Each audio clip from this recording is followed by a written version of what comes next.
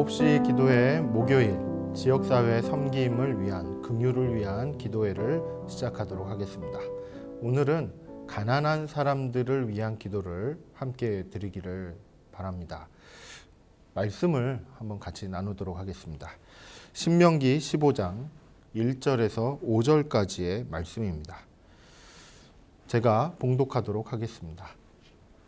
매 7년 끝에는 면제하라. 면제의 규례는 이러하니라. 그의 이웃에게 구워준 모든 체주는 그것을 면제하고 그의 이웃에게나 그 형제에게 독촉하지 말지니 이는 여호와를 위하여 면제를 선포하였음이라.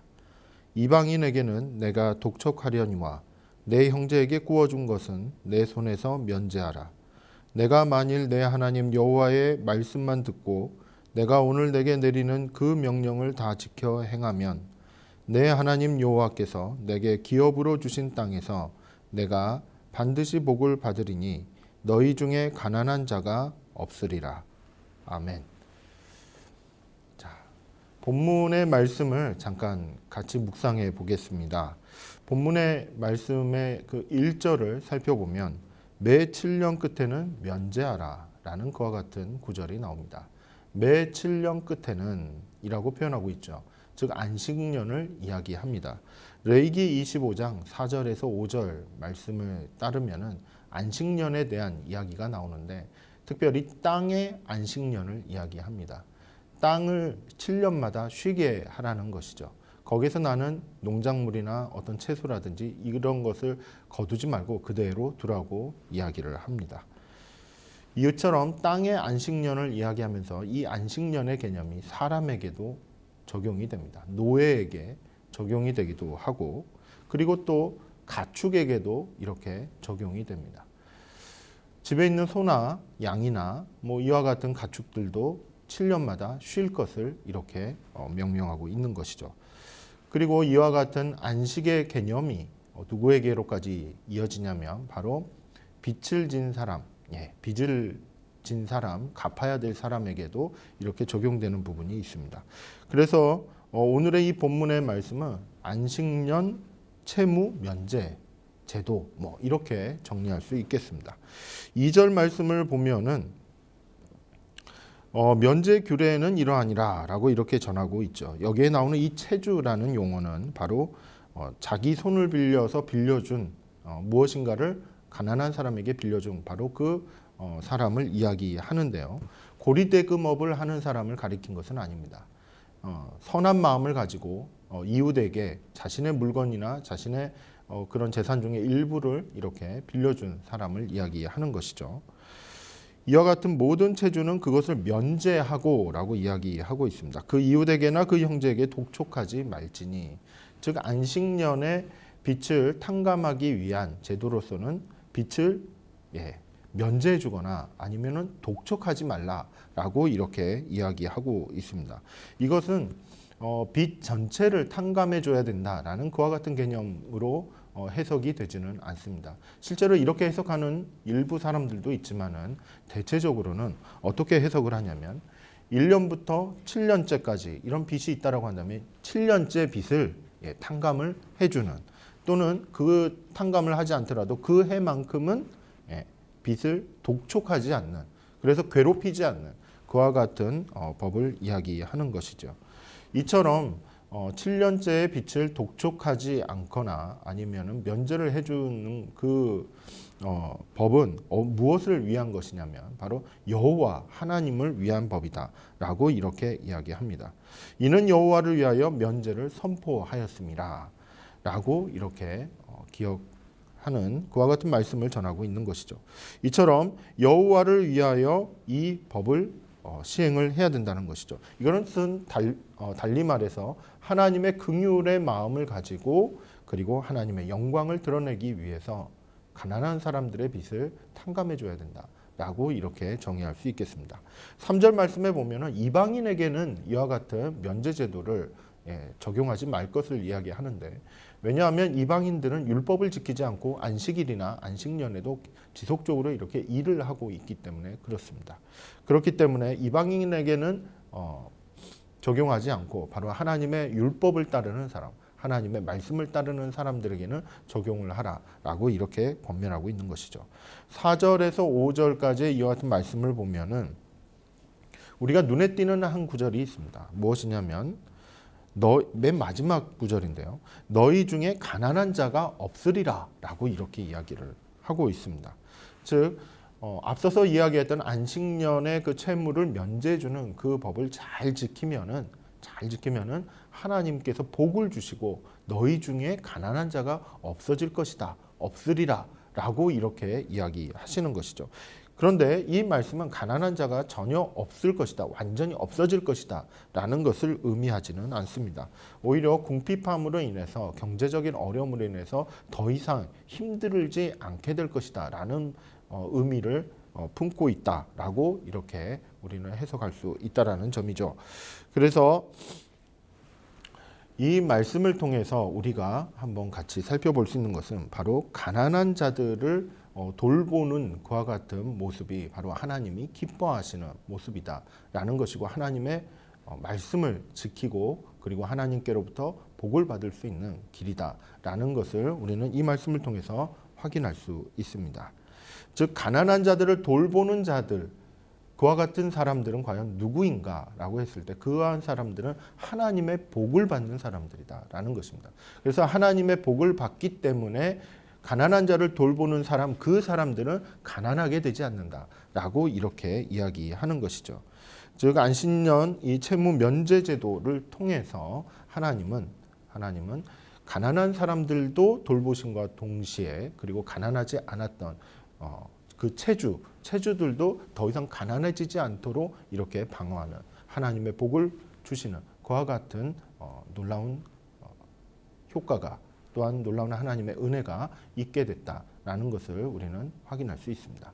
이 안식년을 우리가 기념해서 그런 채무 면제 제도를 이렇게 실시하게 되면 어떤 결과들이 또 예상이 되냐면 바로 사회적으로, 그 지역 사회적으로 상당히 안정을 누리게 되는 그와 같은 결과도 확인할 수 있습니다. 즉 하나님의 긍휼을 실천함과 동시에 이 실천을 통해서 그 지역 사회 안에서는, 그리고 그 공동체 안에서는 평화가 있고 그리고 안정이 있고 그리고 함께 살아갈 수 있는 공동체적인 그와 같은 삶이 보장이 될 수 있다라고 이렇게 이야기할 수 있는 것이죠.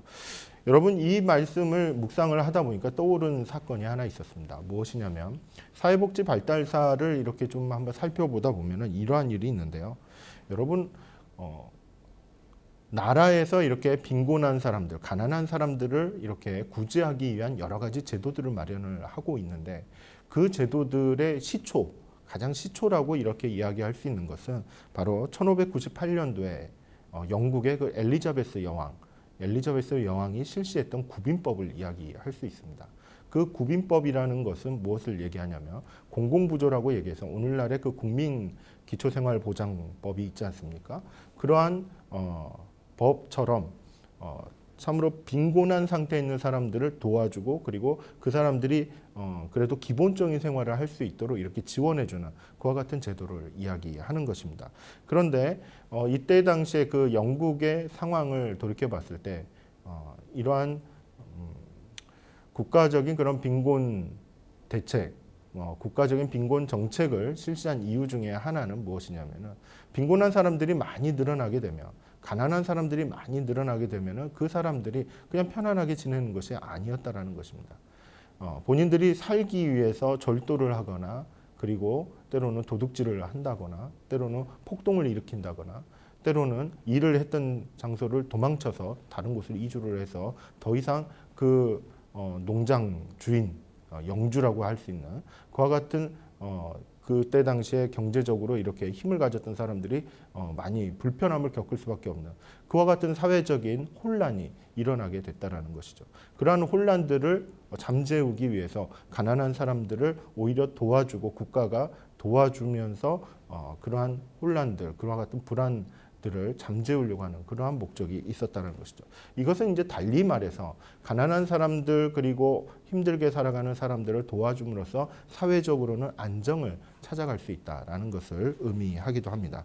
우리나라에도 대표적으로 이렇게 빈곤한 사람들을 도와주는 가난한 사람들을 도와주는 정책이 있습니다. 그게 바로 국민기초생활보장 제도인 것이죠. 이것은 가구의 총 월 소득이 최저생계비 미만인 경우에 있어서 그 최저생계비만큼 충원을 해주는 그와 같은 제도다라고 이렇게 이야기할 수 있는데요. 보통 이제 교육 또는 주거, 생계 그리고 의료 이런 부분에서 국가가 도와주는 것을 이야기하는 것입니다. 그렇다면 누가 그 기초생활보장 수급을 받게 되냐면 흔히 말하는 그 절대 빈곤선이라고 얘기합니다. 최저생계비 미만에 있는 사람들이 도움을 받게 되는 것이죠. 그리고 또 도움을 받는 대상이 있는데 이것은 절대 빈곤이 아니라 상대적인 빈곤선이라고 이야기를 합니다. 이것은 중위소득이라는 개념을 사용을 하고 있는데 중위소득 50% 미만의 이하에 있는 대상자들에게 지원을 하는 국가가 여러 가지 혜택을 주는 그와 같은 제도를 이야기하는 것이죠. 흔히 말하는 바로 이 차상위 계층을 우리가 이렇게 보고 있습니다. 그렇다면 여러분 혹시 그 최저생계비가 어느 정도 수준인지 혹시 알고 계십니까? 보통 이제 인터넷에서 이렇게 검색을 해보면 금방 나오기도 합니다. 올해 2021년 같은 경우에 4인 가구 기준으로 해서는 292만 원 정도라고 이렇게 알려져 있습니다. 그게 이제 4명이 살 때가 그렇고 1명이 살 때 1인 가구는 바로 109만 6천 원 정도 수준이라고 합니다. 즉 약 300만 원 정도가 4인 가구에게 있어서는 최저생계비다라고 이렇게 법에서는 규정을 하고 있는 것이죠. 그렇다면 우리 안양시에 이처럼 기초생활수급자로서 혜택을 받고 있는 그 대상자가 되고 있는 사람은 몇 명 정도가 되는지 그 통계를 한번 살펴보니까요. 2020년 올해 작년 기준으로 했을 때 9,364가구 그리고 전체 인원수는 12,553명 정도가 기초생활수급의 그런 혜택을 받고 있었다라고 이렇게 알려져 있습니다. 그런데 이거는 2018년도 그 인원수나 가구 수보다 어느 정도 더 늘어난 수치입니다. 아무래도 코로나 영향이 있어서 늘어났다라고도 좀 볼 수가 있을 것 같은데요. 보통 2018년도에는 7,109가구 정도였는데 2020년도에는 9,360가구 정도 이렇게 늘어났다라는 것이고 인원수도 한 2,000명 정도 2,000명 정도가 이렇게 늘어난 것으로 우리는 확인할 수 있습니다. 그렇다면 차상위 계층은 몇 명 정도인가라고 했을 때 2020년 그 11월 기준으로 했을 때는 6,372명 정도다라고 이렇게 알려져 있습니다. 그렇기 때문에 우리 안양시에 지금 살아가고 있는 가난한 사람들이라고 했을 때 보통 한 2만 명 가까이 된다라고 이렇게 합산을 할 수 있겠습니다. 그렇다면은 안양시에서 거주하고 있고 함께 살아가고 있는 이 가난한 사람들을 우리가 돕기 위해서 지원하기 위해서 우리 교회가 좀 더 신경을 써야 될 부분은 과연 무엇일까요? 저는 이제 긍휼 사역을 이렇게 고민을 하고 함께 의논을 하면서 한 가지 발견했던 부분이 있습니다. 바로 도와줘야 될 그런 대상자를 선정하는 데 있어서 우리가 좀 더 면밀하고 그리고 구체적인 기준을 마련할 필요가 있구나라는 것을 한번 생각해 본 적이 있습니다. 왜냐하면 정부가 주는 그와 같은 서비스가 있다라는 점이죠. 그리고 거기에 우리 교회가 주는 여러 가지 혜택이 있다라는 것입니다. 이것이 중복되지 않으려면 그 기준들을 좀 더 구체적으로 세울 필요가 있다라는 것입니다. 그래서 이번에 저소득층을 위한 물품 지원 서비스라고 해서 여러분 잘 아시죠? 사랑의 장바구니라든지 섬김 햇살 그리고 희망드림 노숙인 분들을 이렇게 지원하는 프로그램입니다. 그리고 청소년 학습 지원, 영상 예배를 지원하는 것. 이와 같은 프로그램들을 누구에게 이렇게 지원할 것인가? 몇 가지 이렇게 기준들을 좀 마련을 해보았습니다. 이런 기준들을 우리가 한번 확인을 하고 그리고 추천해 주시면 정말로 도와줘야 될, 정말로 필요한 사람에게 우리가 좀 더 많은, 그리고 꼭 필요한 요소들을 이렇게 지원할 수 있겠다라고 생각이 들었습니다. 또 하나는 우리가 좀 더 관심을 가지고 접근해야 될 것은 바로 하나님의 긍휼을 본받는 그와 같은 마음을 가지고 나눔과 그리고 기부할 수 있는, 기부하는 그와 같은 문화를 우리가 만들어가는 것이 굉장히 중요하다라고 이렇게 이야기할 수 있겠습니다. 그리고 궁극적으로는 이 안양시의 빈부의 격차가 어느 정도 보이지 않게 또 있는데, 그와 같은 빈부의 격차가 줄어들 수 있도록 우리가 함께 기도하고 함께 노력하는 것이 필요하다라고 이렇게 이야기할 수 있겠습니다.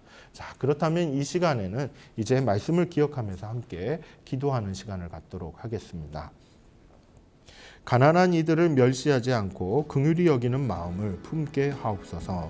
가난한 이들에게 하나님의 은혜와 평강이 임하게 하옵소서. 함께 기도하시겠습니다. 사랑과 은혜가 충만하신 아버지 하나님, 저희들을 안양 땅에서 살아갈 수 있는 귀한 은혜를 주시니 감사를 드립니다. 이곳에는 저희들만 살아가는 것이 아니라 참으로 생활 형편이 어려운 그와 같은 이들도 함께 살아가고 있음을 기억하게 됩니다. 이들을 돕는 시간들 또한 돕는 마음들, 열정들이 하나님을 향한 사랑, 하나님이 주신 은혜와 사랑 가운데서 나올 수 있음을 믿습니다. 주님, 저희들의 마음을 하나님의 긍휼로 채워주시고 또한 그 긍휼한 마음을 가지고 이웃을, 또한 특별히 어려운 형편에 있는 이웃을 사랑하는데, 또한 그들을 돕고 지원하는 데 행할 수 있도록 인도하여 주옵소서.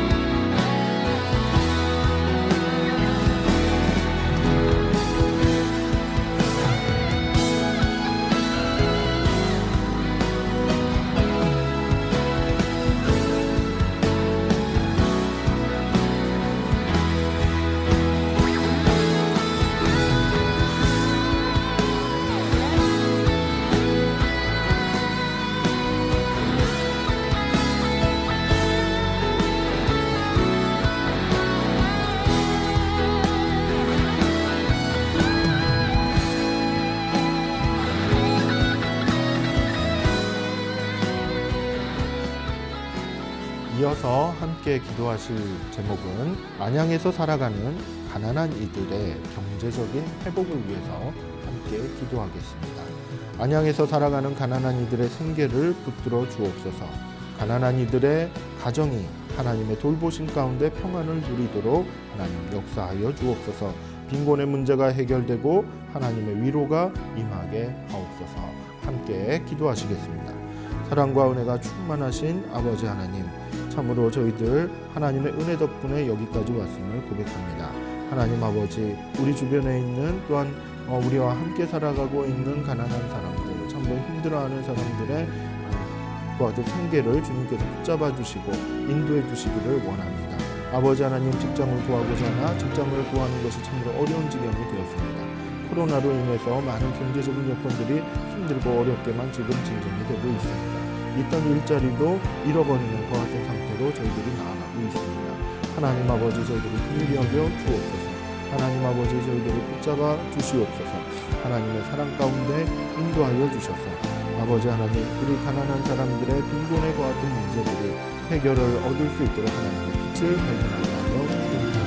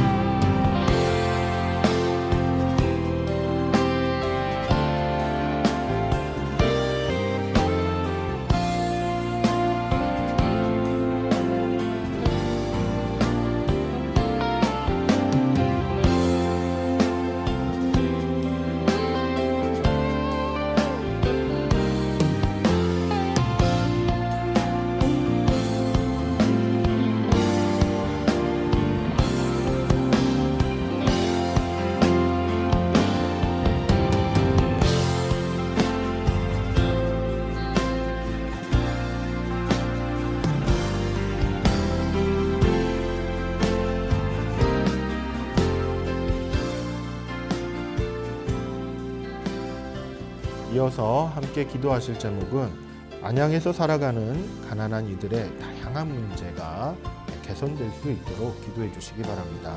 가난한 이들에게 실질적인 삶의 희망을 주옵소서. 빈곤의 대물림이 일어나지 않도록 자녀들의 앞날을 지켜주옵소서. 다양한 문제로 인해 스트레스를 경험하게 되는데 주의 능력을 힘입어 대처하게 하옵시고 하나님의 나라가 임하게 하여 주옵소서. 함께 기도하겠습니다. 사랑과 은혜가 충만하신 아버지 하나님, 참으로 저희들이 말로만 사랑하고 말로만 긍휼을 베푸는 것이 아니라 아버지 하나님의 행함과 진실함으로 나아갈 수 있도록 인도하여 주옵소서. 가난한 사람들에게는 실질적인 도움이 필요합니다. 실질적인 대책이 필요합니다. 그들의 형편이 조금이라도 나아질 수 있는 그와 같은 대책들이 마련되는 것이 필요합니다. 이와 같은 대책들을 세워가는 것이 얼마나 어려운 일인지 저희들은 잘 알고 있습니다. 하나님 아버지, 지혜를 더하여 주시고 또한 기회를 허락하여 주셔서 이들이 경험하고 있는 여러 가지 생계상의 문제, 또한 정서상의 문제, 가정 문제, 교육 문제, 모든 문제들을 주님 해결해 갈 수 있는 방안들을 발견하게 하여 주옵소서. 하나님께서 길이 되어 주시고 빛이 되어 주시기를 간절히 바라옵고